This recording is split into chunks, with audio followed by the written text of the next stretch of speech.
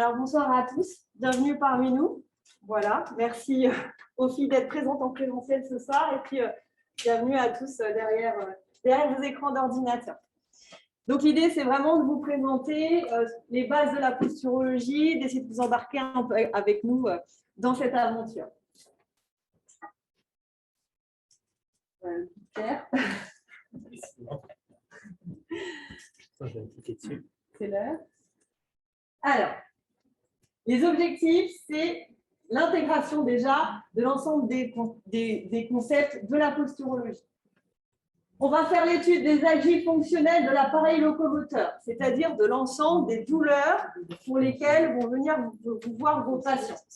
Donc, type tendinopathie, rachialgie, céphalée. Céphalée, ça veut dire maux de tête. Donc, déjà là, on voit bien que vous allez pouvoir avoir dans mon cabinet des motifs de consultation qui sont très différents de ce que vous connaissez habituellement. Ça va nous permettre aussi l'identification des dysfonctions neuromusculaires, articulaires, viscérales, sensorielles, oculaires, dentaires et podales. Donc, vous allez voir, on va déjà commencer tout à l'heure avec la pratique clinique à se dire, est-ce que j'ai des parasites d'ordre extéroceptif qui empêchent mon système de bien se régler?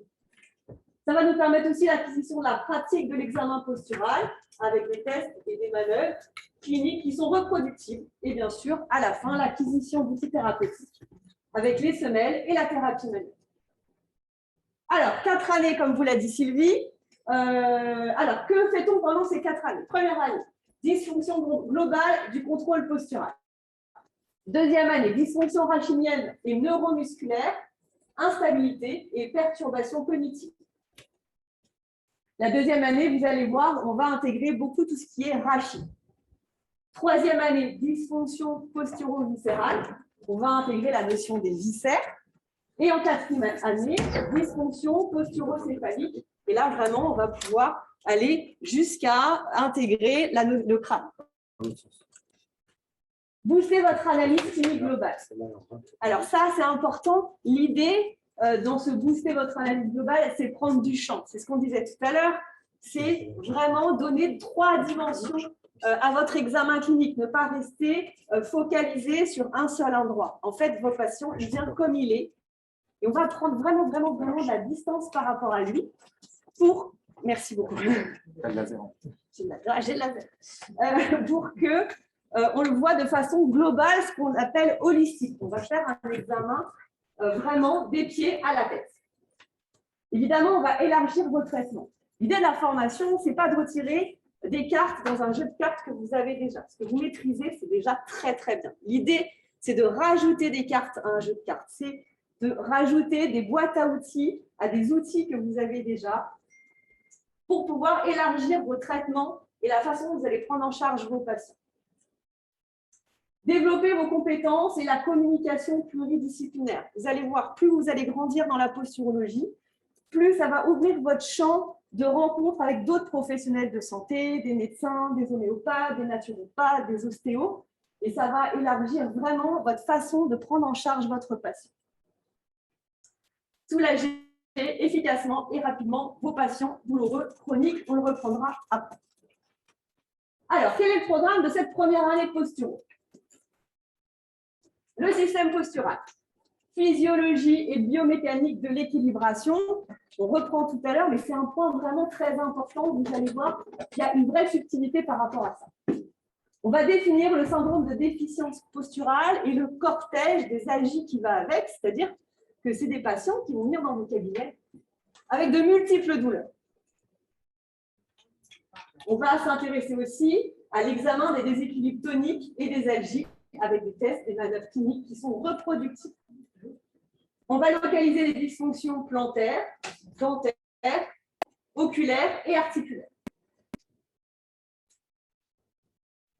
On va faire l'étude des stratégies d'équilibration. On va rajouter des outils pour nos seniors de façon spécifique.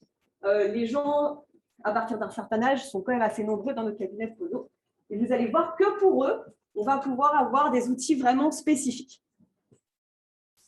On va faire la thérapie manuelle neurosensorielle du pied. Là, on vous embarque avec nous pendant 4 ans. Chaque année, vous allez avoir des outils qui vont s'additionner les uns les autres pour avoir une thérapie manuelle du pied vraiment complète.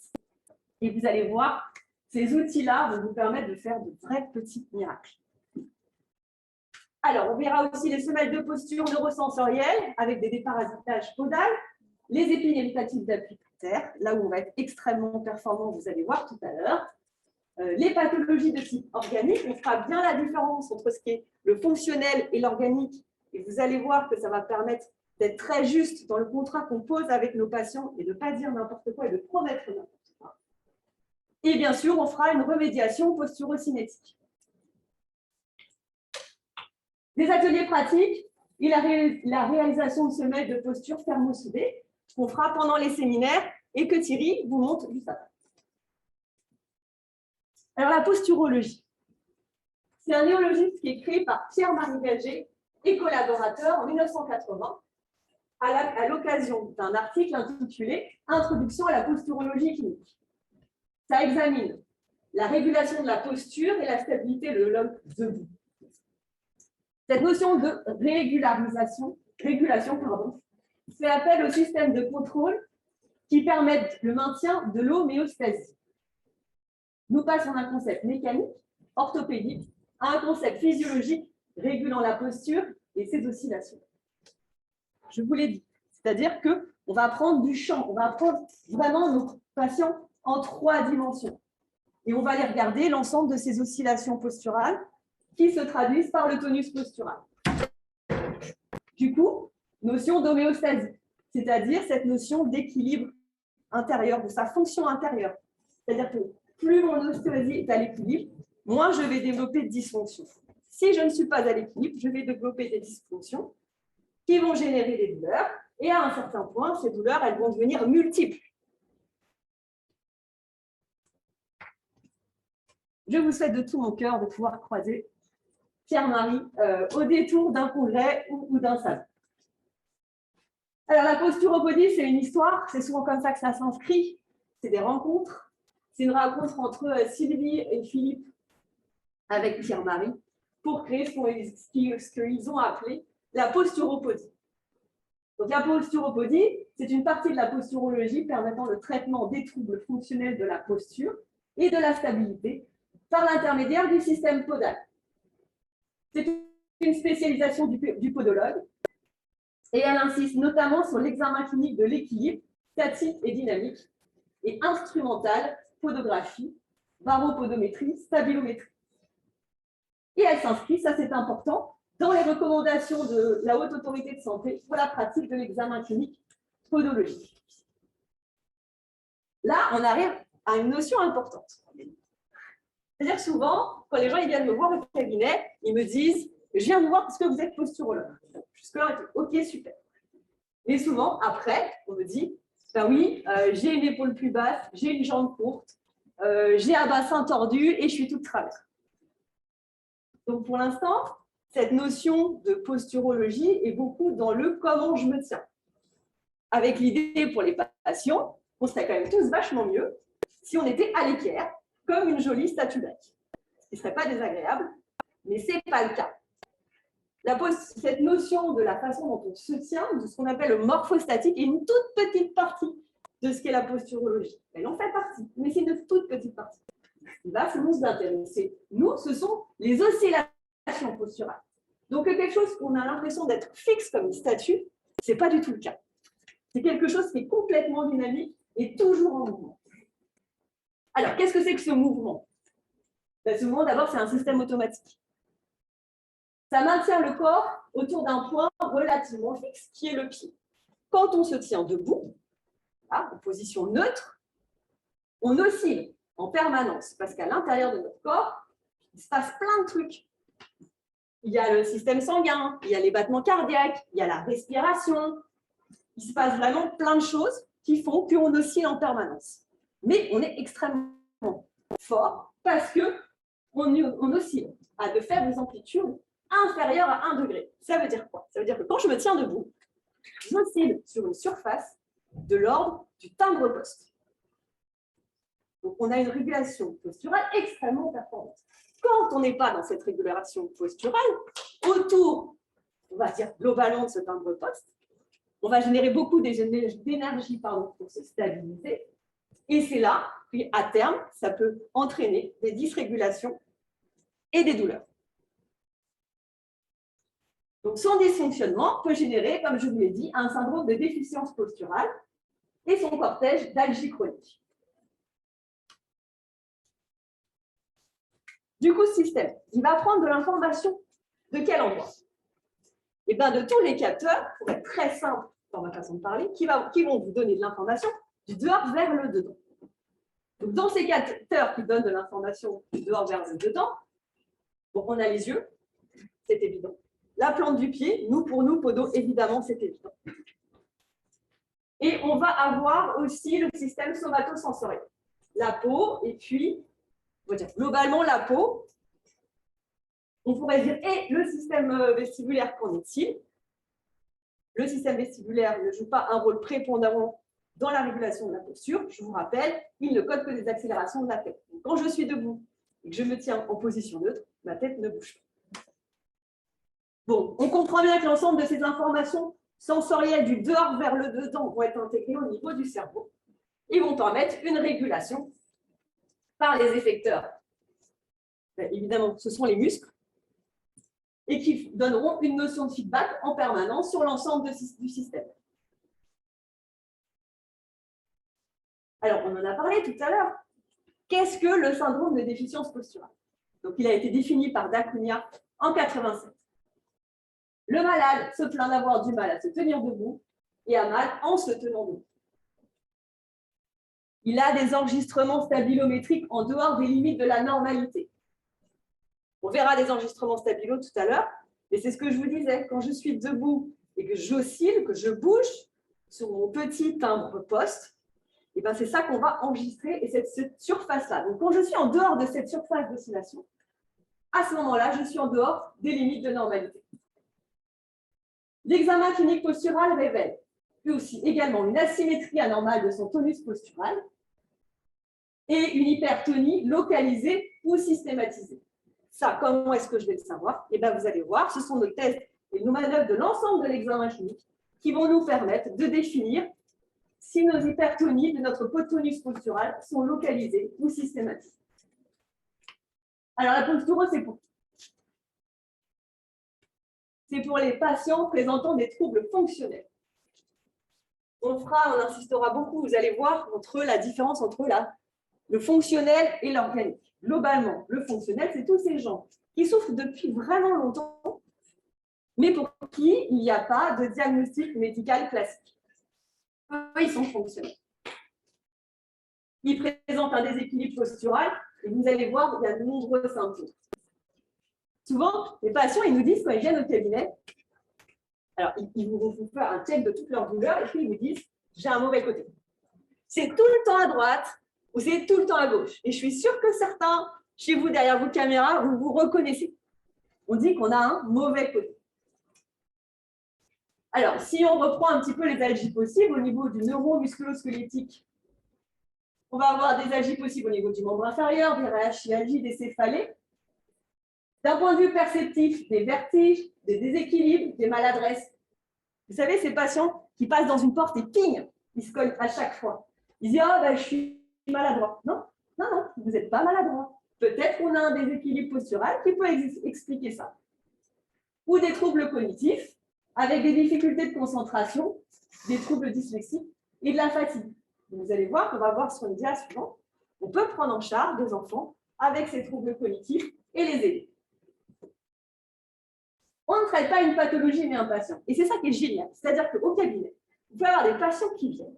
Ils ont le même motif de consultation. Ils viennent pour la même chose. Et à la fin, vous ne traiterez pas pareil. Vous ne donnerez pas les mêmes conseils. Vous n'aurez pas le même plan d'appareillage. Et c'est là où on a un travail passionnant. C'est que à chaque consultation, vous renouvelez tout le temps avec votre nouveau patient. Même s'il vient pour un motif de consultation, je vous dis, qui peut être complètement le même, l'un après l'autre, en fait. Alors, pour qui? Bon, bref, si on regarde la dia rapide, on se dit, ben, en fait, pour tout le monde. Alors, pour qui? Enfants, présentant des anomalies d'appui, des instabilités, des troubles de croissance ou d'apprentissage. vous allez découvrir que la posturologie, et nous, en tant que posturopodistes, on peut vraiment aider les enfants avec des troubles cognitifs et des troubles de l'apprentissage, en particulier tout ce qui est 10. Chez l'adulte, lombalgie, cruralgie, cervicalgie, névralgie, maux de tête, ainsi que des tendinopathies, entorse à répétition, thalalgie. Bon, je vais être honnête, c'est le lot quotidien. C'est toute la journée. On vient vous voir parce que vous avez des lombalgies. Les gens des lombalgies, voilà, c'est cruralgie. Des sciatalgies, voilà. Ça, c'est vraiment votre lot quotidien chez la personne adulte. Chez la personne âgée, des douleurs chroniques de l'appareil locomoteur, des instabilités, des chutes. Et on peut évidemment faire de la prévention de la chute, puisqu'on sait que la chute est un facteur vraiment aggravant du pronostic vital. Je ne sais pas si on dit trop comme ça, mais du pronostic du temps avant le décès. Chez les sportifs, amélioration de la performance, prévention de la blessure ou suite de blessure. Alors on se dit, voilà, c'est vrai que ça fait un panel important. Mais en fait, pour chacun, vous allez avoir des boîtes à outils qui sont différentes. Vous allez pouvoir choisir ce dont vous avez besoin en fonction de chacun et de chaque motif de consultation. Donc voilà, pendant ces 4 années, voilà, vous allez vraiment, je vous dis, remplir cette boîte à outils de plein d'outils différents. Et vous allez venir, comme ça, piocher en fonction du patient, en fonction des motifs de consultation. Et du coup, votre journée, eh ben, je vous dis, c'est tout le temps en mouvement. On ne fait vraiment jamais la même chose. Bon, alors maintenant, comment? Comment on fait tout ça? Le bilan postural. L'objectif, c'est de mettre en évidence des asymétries du tonus postural. C'est ce qu'on a dit tout à l'heure. Comprendre l'organisation de son patient. Comment il s'organise entre lui et lui-même. On va essayer d'identifier des perturbations des entrées du système. On a vu, le système, on peut rentrer par plusieurs endroits. Les yeux, les pieds, par exemple. Et on va valider notre traitement postural. Ça, c'est un truc vraiment important et qui va changer beaucoup de choses. C'est-à-dire que vous ne prendrez jamais une paire de squelettes sans avoir testé au préalable ce que vous allez mettre sur les pieds. On va tout tester. Et en fait, à partir du moment où on a quelques tests, on peut tester tout. Enfin, on peut tester une orthoplastie, on peut tester une thermo, on peut tester une chaussure. Vous pouvez tout tester pour voir si ça améliore ou pas votre patient. La notion de pluridisciplinaire, je vous en ai dit quelques mots tout à l'heure, vous allez pouvoir, en fonction de votre patient, de votre examen clinique, de l'entrée dysfonctionnelle, on va dire, dysfonctions que vous pourrez lever ou pas, ou qui résistent, renvoyer à d'autres thérapeutes. Donc, avec le temps, vous allez voir, votre, on va dire, carnet d'adresses va largement s'allonger et vous ferez plein de super rencontres.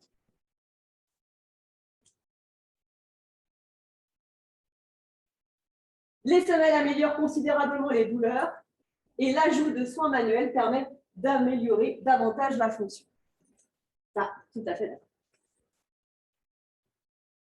Alors, la posturologie, c'est aussi l'API, l'Association de posturologie internationale, créée en 89 avec des congrès scientifiques annuels en France ou à l'international.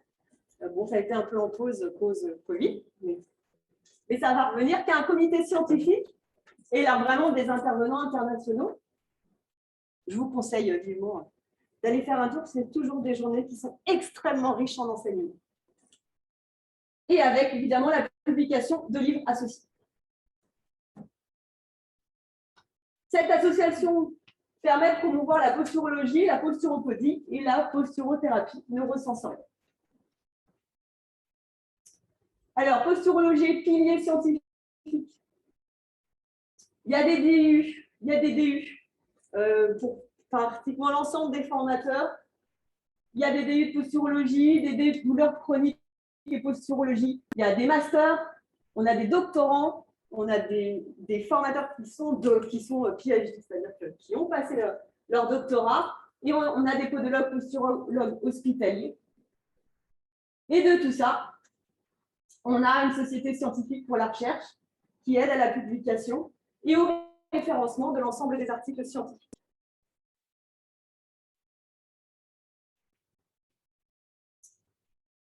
petite session de questions.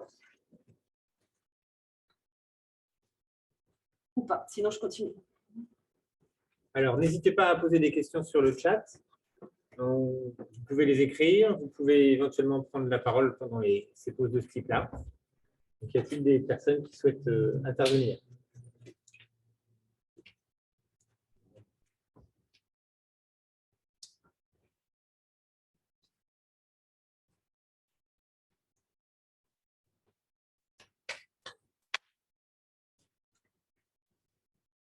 Je continue? Alors, il y a une question. Une question. Les orthoptistes peuvent-ils faire cette formation? Alors, les orthoptistes, ils peuvent faire posturologie clinique, qui sont 2 formations de 3 jours ouvertes à l'ensemble des professionnels de santé. Sylvie, il y a une autre formation pour les orthoptistes? Oui, il y a une formation sur le système visuel et posture. Système visuel et posture. Et cette formation-là est réservée aux podologues. C'est que pour nous, celle-ci. C'est que pour les podos. Voilà, c'est nous les plus importants. Non, je rigole. Mais c'est l'idée quand même. Bon, on continue. L'idée de cette soirée, c'est de vous donner envie, c'est que vous soyez curieux, d'accord? C'est de faire pétiller vos yeux. On en parlait avec Mathilde et Chloé tout à l'heure. Voilà, c'est de réveiller un truc chez vous. On ne peut pas tout vous expliquer. Ce soir, avec Thierry, en 1h30, vous imaginez bien. L'idée, c'est d'essayer de vous embarquer dans une nouvelle aventure qui vous fera découvrir plein de choses avec nous. Voilà, donc je sais que dans ce que je dis, voilà, peut-être que toutes les notions ne peuvent pas être acquises maintenant, mais ne vous inquiétez pas, l'idée, c'est vraiment d'aller rechercher chez vous cette curiosité et cette envie. Bilan postural. Vous connaissez déjà ça, anamnèse, interrogatoire. Ensuite, évaluation de la douleur, vous savez le faire. L'anamnèse, vous allez voir au cours des 4 années, cette notion d'interrogatoire, vous allez voir comment ça va s'enfler. On va pouvoir après poser plein de questions à nos patients. On ne va pas leur demander juste s'ils ont mal au pied ou mal au genou. Et au bout d'un certain temps, presque, ça va être... J'exagère un peu, je caricature un peu. Ce n'est pas le cadet de vos soucis, mais presque. D'accord? Dans certaines consultations, on va interroger sur plein de choses. Vous allez voir, votre anamnèse, elle va devenir vraiment extrêmement riche de plein d'autres informations concernant vos patients.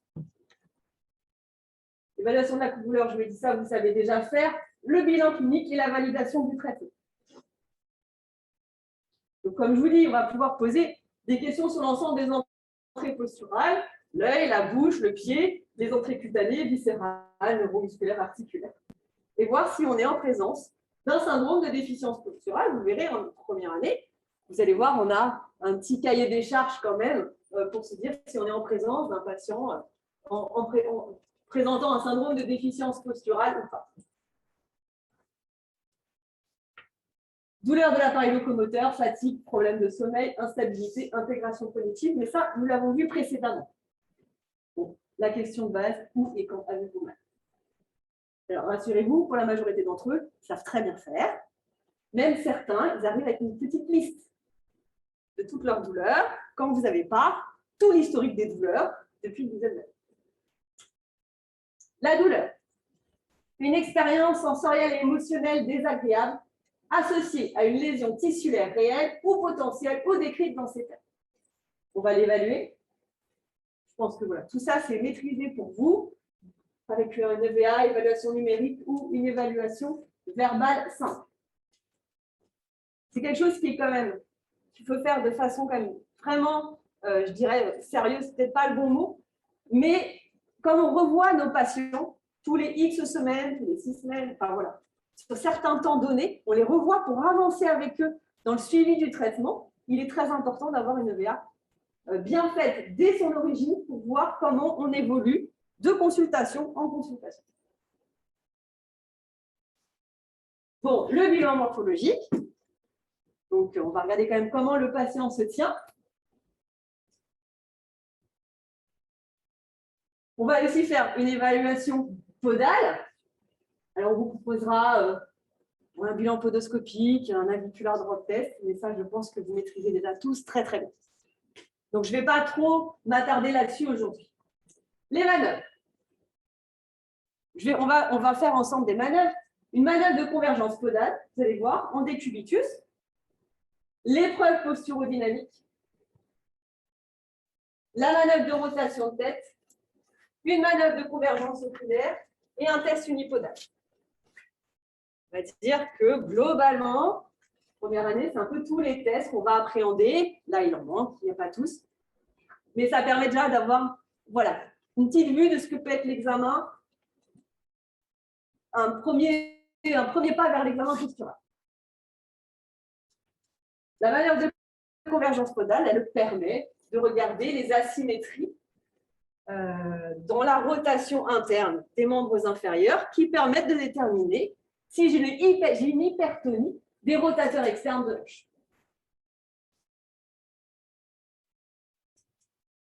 L'épreuve posturodynamique qui a été créée par Philippe Villeneuve en 1995 et qui est reproductible et validée, qui va nous permettre l'analyse manuelle de la biomécanique de l'axe corporel debout. Bon, si je dis que c'est notre examen phare, je ne suis pas loin de la vérité. Cette épreuve nous permet aussi la mise en évidence des hypertonies musculaires et des dysfonctions articulaires. Et va nous permettre l'orientation et la vérification du traitement. C'est-à-dire que quand on fait un posturodynamique, il va nous guider pour choisir une partie de votre plan d'appareillage. Le reste de l'examen va permettre de déterminer la fin de votre plan d'appareillage. Et après, on va le faire ensemble. Dans les minutes qui suivent, on va mettre le plan d'appareillage sous le pied. On va refaire l'épreuve du posturodynamique pour s'assurer qu'on améliore l'ensemble de nos tests. Donc, c'est un test cinématique au niveau cervical, thoracique, lombaire et pelvipédieux. Alors, pelvipédieux, ça veut dire qu'on s'occupe de l'arc inférieur. Qu'est-ce qu'est l'arc inférieur? Globalement, voilà, c'est tout ça, d'accord? Je vous montre l'arc inférieur. Voilà, petite vidéo pour vous montrer un peu sur dynamique. Vous avez vu, ça peut être fait à tout âge.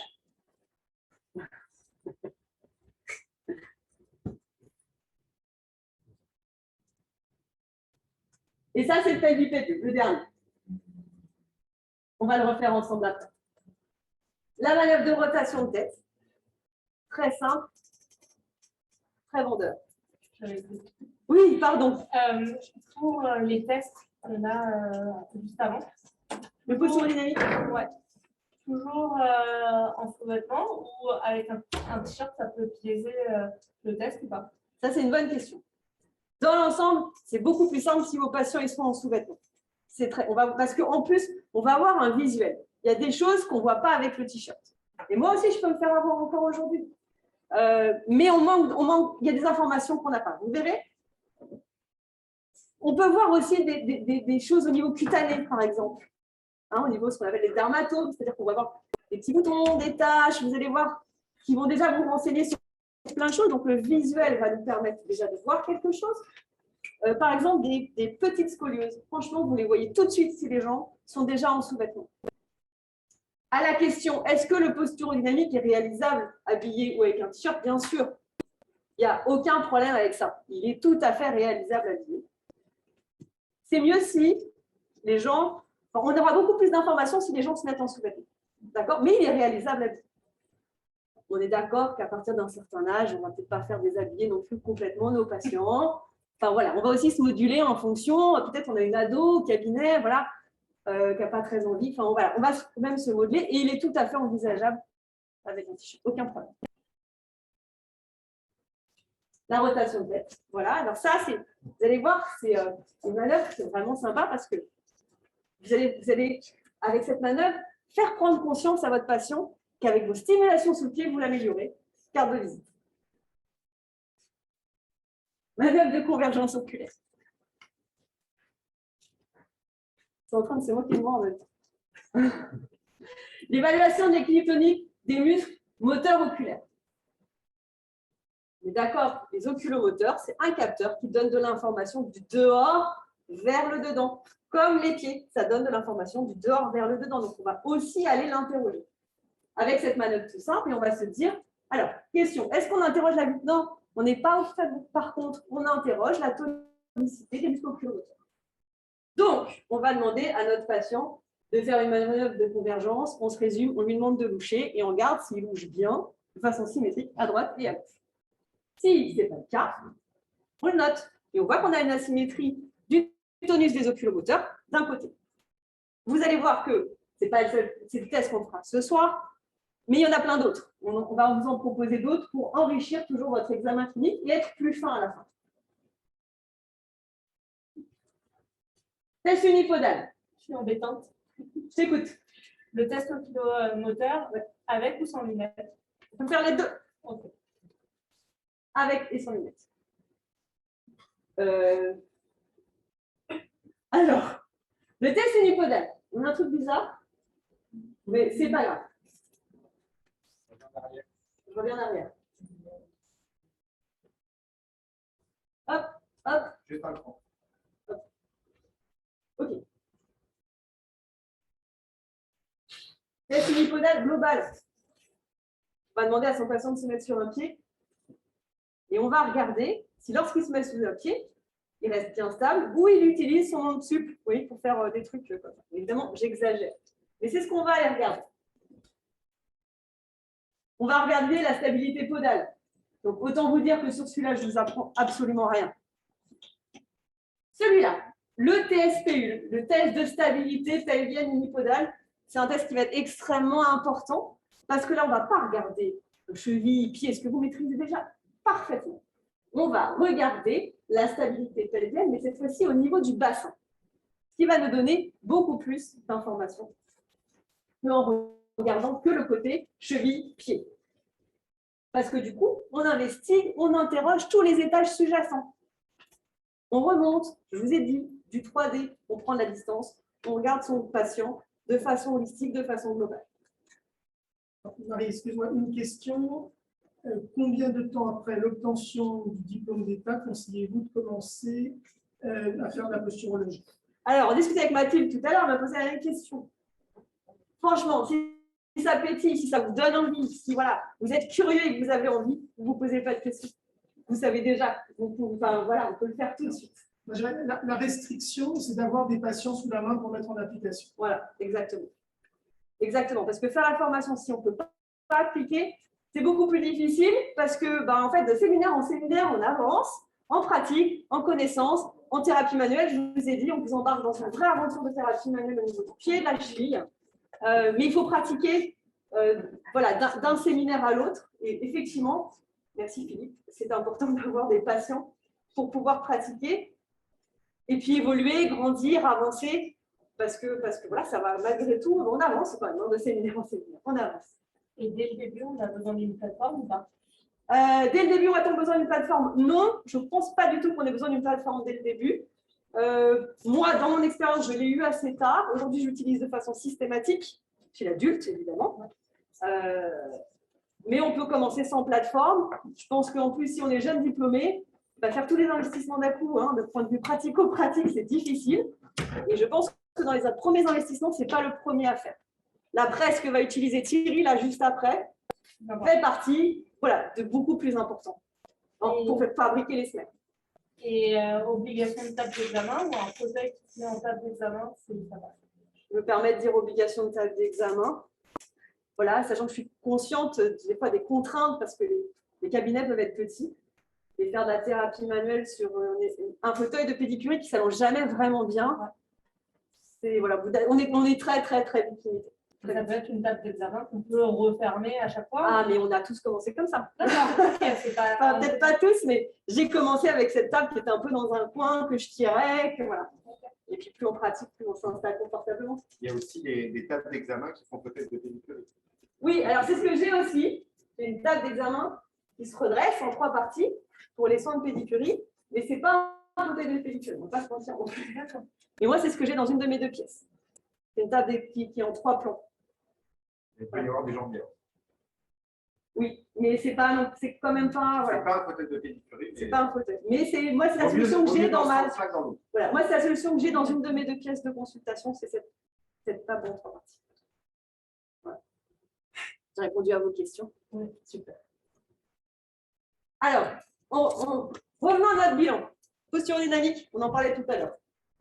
On a dit qu'on interrogeait plusieurs étages. Cervical, les dorsales, les lombaires, et l'arc inférieur, le pelvipédieux, comme je vous ai montré tout à l'heure. Quand je vais avoir une dysfonction au niveau d'un des états, je vais mettre des croix dans un tableau. Et ces croix vont me guider dans mes choix thérapeutiques. Donc, on vous expliquera tout ça en détail, mais ça va permettre de vous guider de façon assez rapide dans des choix thérapeutiques, dans le terme, dans l'idée de choisir l'élément qui vous convient. Et on y associe ça aussi assez rapidement avec notre fameux morphostatique. Donc, est-ce que je suis en avant, plus à droite, plus à gauche? Et on va rajouter des éléments par rapport à ça. Alors, mise en évidence des informations parasitant le système postural. Premier exemple. Dysfonction extéroceptive polaire. Globalement, je vous la fais courte. Est-ce que le pied, l'extéroception du pied, les capteurs qui donnent l'info du dehors vers le dedans, nous foutent le bazar? C'est ça l'idée. Donc, comment est-ce que moi, je vais savoir que ça me fout le bazar de partout? Je vais mettre mon patient sur 2 mm de mousse, 2 ou 3 mm de mousse. Une mousse de faible épaisseur. Est-ce que je vous entends ici? Si je vous mets sur une mousse de forte épaisseur, je crée de l'instabilité. Bien sûr, on est d'accord avec ça. Donc, nous, on va aller neutraliser l'information nociceptive des capteurs plantaires avec une mousse de très, très faible épaisseur. Et on refait notre posture dynamique. Est-ce que je suis améliorée? Oui, non. Si je suis améliorée sur la mousse de 2 mm, j'en déduis quoi? Qu'a priori, il y a une dysfonction extéroceptive. Donc, on va comparer notre posture dynamique, oui, avec nos petites croix quand c'est dysfonctionnel, versus, donc, comparer à le même sur le sol mousse. Et hop, regardez, moins de croix. C'est un petit côté magique. Moins de croix ici. Du coup, on se dit, ben, a priori, ma plante du pied présente des dysfonctions extéroceptives polaires. Deuxième exemple. Qu'est-ce qui peut me faire le bazar également? Une dysfonction proprioceptive de l'arc inférieur. Donc, ça veut dire quoi? Vous vous souvenez? L'arc inférieur. Je l'ai testé, et puis je l'ai retesté sur la mousse. Mais la mousse n'a absolument rien changé. Donc là, ça veut dire que dans une de mes articulations, au niveau de l'arc inférieur, ça va présenter une dysfonction. Qu'est-ce que je fais de l'information maintenant? Eh bien, la thérapie manuelle, lorsque la dysfonction est au niveau du pied ou de la talochorale ou de la subcalaire, je vais pouvoir aller la traiter avec de la thérapie manuelle. Dolto 82, le podologue doit s'assurer de l'absence de blocage de facettes. Sinon, il doit les débloquer. Donc, une perturbation informationnelle locale crée un abaissement du seuil de réaction des muscles, une perte de mobilité articulaire et d'intégration des exocapteurs. Donc, ça veut dire qu'on perd la mobilité et il y a une bonne information, une bonne intégration d'informations du dehors vers le dedans. Donc, le traitement manuel, il permet quoi? D'améliorer l'intégration d'informations, de retrouver une cinétique articulaire. Donc, c'est ça, c'est les 2 premières lignes qui permettent du coup de majorer l'effet de vos semelles. Et là, vous êtes vachement plus performant et vos semelles ont une action beaucoup plus rapide. Et en plus, quand vos patients reviennent, ils vous disent « je ne sais pas ce que vous m'avez fait, mais depuis, j'ai plus du tout mal ». Ou ils vous disent « j'ai plus du tout mal pendant 1 semaine, 10 jours ». Mais vous allez avoir un retour de votre thérapie manuelle. Et on va diminuer le nombre et la taille des éléments orthétiques. Exemple de semelle. C'est des semelles. Donc, ça se cause qu'on fait très classiquement. Vous voyez ce que je veux dire? Avec les petits éléments. Et nous, on va utiliser des éléments de faible hauteur. On prendra également le temps aussi de vous expliquer pourquoi. Ah ben non, c'est tiré qu'il fait après. Peut-être que je me dépêche un peu d'ailleurs. Je ne vais pas prendre trop de temps. On continue. Dans notre bilan instrumental, bon, ok, la plateforme, elle n'est pas obligatoire tout de suite, on est bien d'accord. La stabilimétrie, ça permet d'observer le système postural fin, de tester les réponses des entrées, de mesurer le contrôle de la posture orthostatique et de contrôler l'évolution du système postural. Voilà, un enregistrement. Bon, on sent qu'on a un pied qui n'est pas ok quand même. Hein. Bon, c'est une patiente de Thierry. Voilà. Voilà. Voilà les résultats. 489 mm². Je vous ai dit, le timbre-poste, norme, 91 mm². Donc, on est quand même très loin de ça. Elle a beaucoup, beaucoup bougé. Donc, elle doit être souvent très fatiguée et avoir de nombreuses algies associées. Alors, c'est le même cas clinique, hein, tu m'as dit. Donc, autre cas clinique. Du coup, en bilan instrumental, Madame R, 56 ans, instabilité chronique, AVP, lombalgie commune et douleur de la cheville. Premier enregistrement, AT0, un EVA à 8, elle souffre hein, quand même, je vous rappelle que c'est sur 10. Et un centre, une surface du centre de dépression de 1133 mm². C'est énorme. Limite, cette patiente, vous êtes à côté pour vérifier qu'elle tombe. Et regardez, à 4 mois, le VA il est passé de 8 à 3 et la surface elle est passée à 286 mm². Il n'est pas encore au top, mais c'est une super amélioration. Je reviens 2 secondes sur cette dia-là. Moi, ce que j'aime beaucoup dans la stabilométrie, c'est que ça permet de tester les réponses des entrées. Globalement, on fait yeux ouverts, yeux fermés, yeux ouverts sur mousse, yeux fermés sur mousse. Et vous allez voir, on va pouvoir pondérer l'ensemble de ces entrées posturales et vérifier s'il y a une dysfonction et s'il y en a une qui prédomine sur l'autre, en calculant des quotients. Et moi, je trouve ça vraiment très intéressant. Donc, tester les réponses des entrées, c'est vraiment un très, très bon outil pour ça. Au niveau du temps, c'est bon. Alors, on disait, vous savez, je vous ai dit tout à l'heure, ce qui est vraiment bien, c'est qu'on va pouvoir tester nos éléments. On ne va jamais travailler au pifomètre. Et moi, ça fait vraiment longtemps que je fais de la posture et encore aujourd'hui, je fais tout mon bilan clinique, je mets mon plan d'appareillage, ça va. D'accord? Donc, même moi, enfin, je ne vais pas de jackpot à chaque fois en me disant, voilà, j'ai fait mon examen, je mets mon plan d'appareillage, ça va super. Heureusement que ça arrive souvent. Mais malgré tout, de temps en temps, je fais mon bilan, je mets mon petit plan d'appareillage et je ne suis pas satisfaite. Donc, je vais retester autre chose jusqu'à temps que je sois vraiment satisfaite du plan d'appareillage que j'ai quand je reteste l'ensemble de mes éléments. Alors, on va pouvoir faire aux postures dynamiques, on va refaire la rotation de tête. Je vous ai dit, ça, c'est comme à fond. C'est quand vous avez mis votre plan de simulation avec le patient, vous dites « Oh, mais je vous vois beaucoup mieux ». C'est top. Déjà, vous avez fait plus que la moitié du travail. On va pouvoir refaire l'unipodal et éventuellement vérifier le morphostatique. Et ça va valider votre traitement. Et on revoit les patients au bout de 6 semaines, enfin X semaines, on refait le bilan et on réajuste au fur et à mesure avec eux. Ce n'est pas un plan d'appareillage qui va être déterminé pour toute la vie. C'est vraiment un plan d'appareillage qui évolue avec le patient. Alors certains, vous modifierez, et puis certains, vous ne modifierez pas. On va s'adapter à chaque. Bon, les traitements possibles, ce même. Les orthoplasties ultra fines, spécialité de Sylvie. Thérapie manuelle podale. Donc là, je vous ai dit, hein, on vous embarque pour 4 ans pour faire apprendre vraiment plein de choses différentes au cours de ces 4 ans. Et le TPI fonctionne très bien en attendant de rendre la semaine.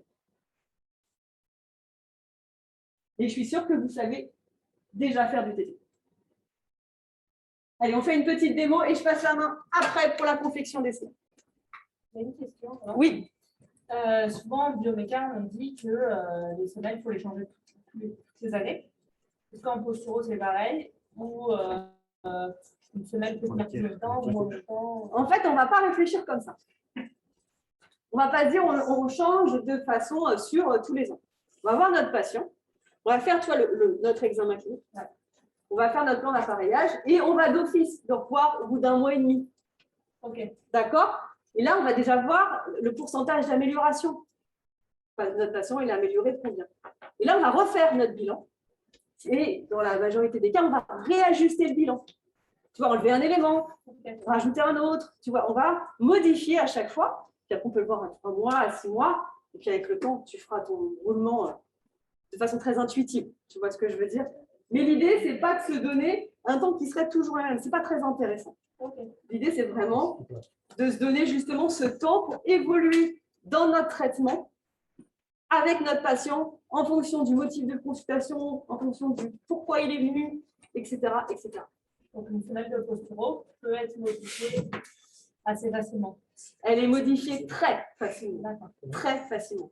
Là, Thierry, tu ne montreras pas aujourd'hui, mais on vous montrera de toute façon. Ça se modifie extrêmement facilement. Les gens sont très rassurés, vos patients, de venir en se disant, ce n'est pas un plan qui est défini pour l'éternité. C'est qu'on va s'adapter à eux, on va grandir avec eux. Enfin, voilà, on va vraiment s'adapter à chacun. Je vous dis, hein, pour certains, vous ne changerez pas parce que ça va super. Et puis pour d'autres, voilà. C'est comme le cas le plus fréquent, c'est qu'on avance avec eux quand même. Et vous allez voir, je vous dis, le posture dynamique qui vous donne des grandes classes, enfin, c'est-à-dire des grands schémas thérapeutiques, et on va passer d'un schéma à l'autre, d'une consultation à l'autre, parce que vous allez améliorer votre patient. Premier plan d'appareillage, hop, vous allez gagner des croix, votre patient est amélioré. Il est dans un autre état, AT1. Donc on va refaire le bilan, et en fonction de sa classe thérapeutique, on dira, hop, on va encore l'améliorer, et vous voyez, on va naviguer comme ça avec lui jusqu'à temps qu'on sente que tout va bien. Voilà. Mais globalement, quand ils vont vachement bien, ils ne reviennent pas forcément. C'est ce que je leur dis, moi, pas de nouvelles, bonne nouvelle. Ils savent, c'est le contrat. OK? C'est bon? Ouais. Génial.